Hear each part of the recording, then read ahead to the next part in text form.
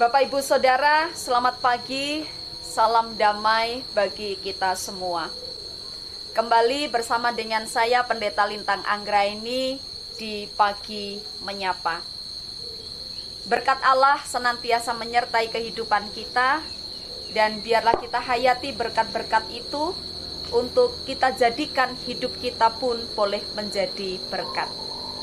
Saudara, mari kita berdoa untuk kita mempersiapkan diri kita menerima kebenaran firman Tuhan.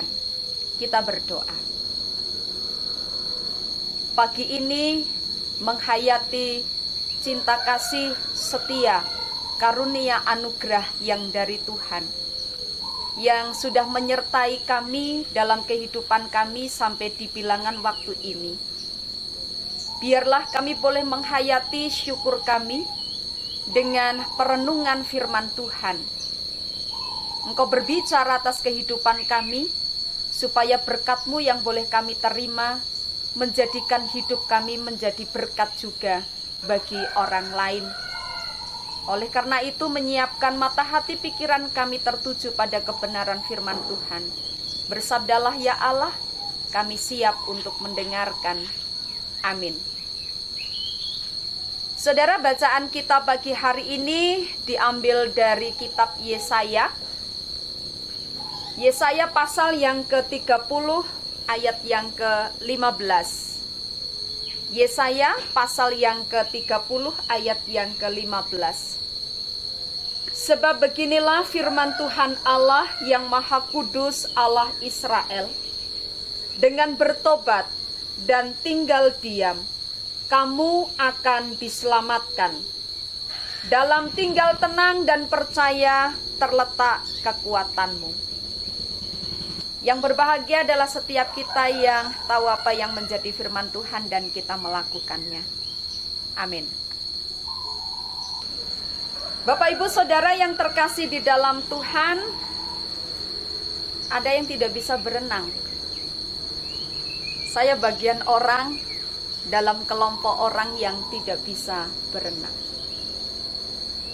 Kalau saya harus ada di kolam renang, pas menemani anak-anak untuk berenang, kalau saya ikut masuk dalam kolam renang, ada rasa was-was.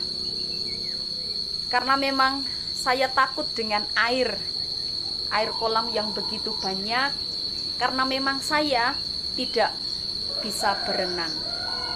Nah, satu ketika ada di kolam yang begitu besar, anak-anak dengan senangnya, dengan riangnya mereka berenang ke sana kemari.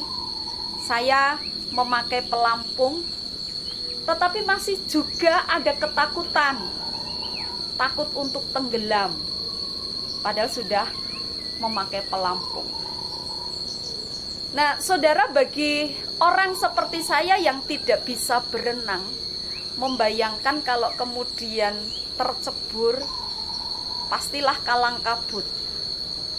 Segera mencari pertolongan, dan pasti yang terjadi adalah sebuah kepanikan untuk bisa menggapai atas, untuk bisa mungkin sampai ke tepian lagi, untuk bisa keluar dari air itu. Akan ada banyak kepanikan di sana. Nah, kalau orang yang tidak bisa berenang lalu ternyata satu ketika tercebur, bagaimana dia harus menyelamatkan diri? Dia mencari pertolongan atau ada orang yang akan menolong? Satu-satunya cara adalah bagaimana orang itu bisa tenang, bagaimana orang itu bisa tidak panik. Ketika orang datang untuk menolong, dengarkan apa yang menjadi instruksinya, ikuti apa yang menjadi arahannya, jadi tidak menjadi panik sendiri. Kepanikan itu justru akan membawanya pada hal-hal yang lebih berbahaya. Jadi ketika ada orang yang menolong, sudah ikuti saja, semuanya akan bisa diselamatkan. Kepanikan hanya akan menambah kesulitan dan mungkin menambah bahaya.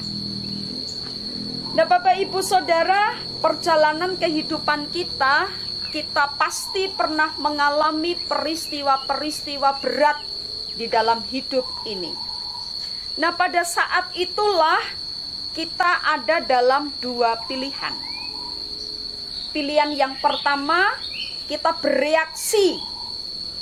Kita menjadi orang-orang yang panik.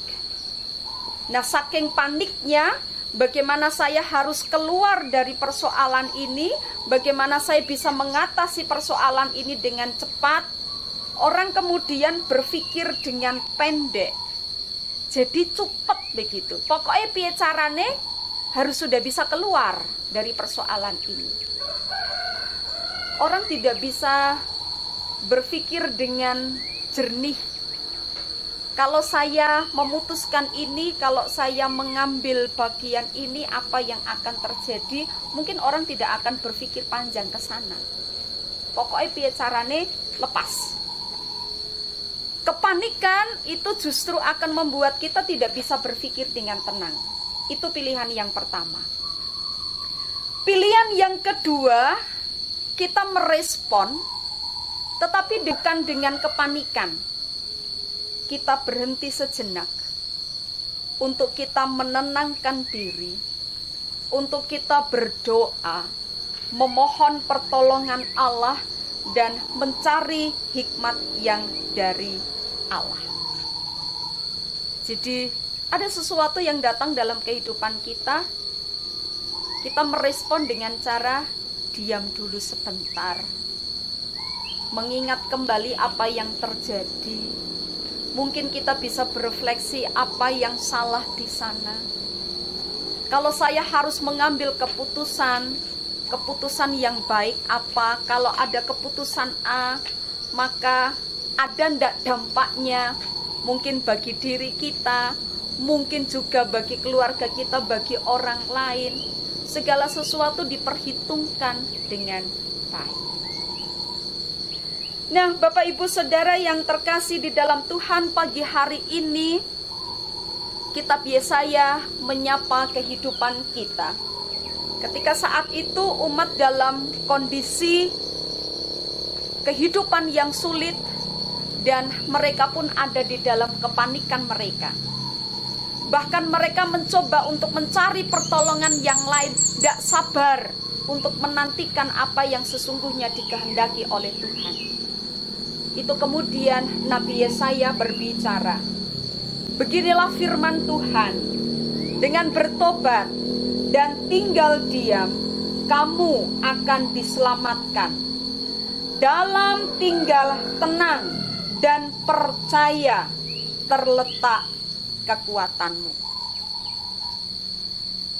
Cara yang pertama akan mendorong kita untuk mengambil pilihan yang tidak cermat, bahkan mungkin tidak sesuai dengan kehendak Allah. Tetapi cara yang kedua, sebagaimana yang Yesaya nyatakan, dalam tinggal tenang dan percaya terletak kekuatanmu. Cara yang kedua memberikan kesempatan kepada Allah untuk bekerja. Bekerja menolong kita dan juga membuat kita berpikir dengan jernih. Jadi dengan pilihan yang ada, mari memilih untuk tetap tenang, untuk tetap percaya, untuk kita bisa mengerti apa yang menjadi kehendak Tuhan di dalam kehidupan kita. Saudara, memasuki masa Advent yang kedua. Kita masih ada di dalam perenungan kita, masa-masa penantian untuk kita bisa berefleksi atas kehidupan kita. Saat inilah kita diajak untuk menjadi tenang, untuk kita melihat kehidupan kita lebih dalam lagi. Bahkan ketika persoalan-persoalan diperhadapkan kepada kita, tinggallah tenang dan percaya, sebab disitulah kekuatanmu.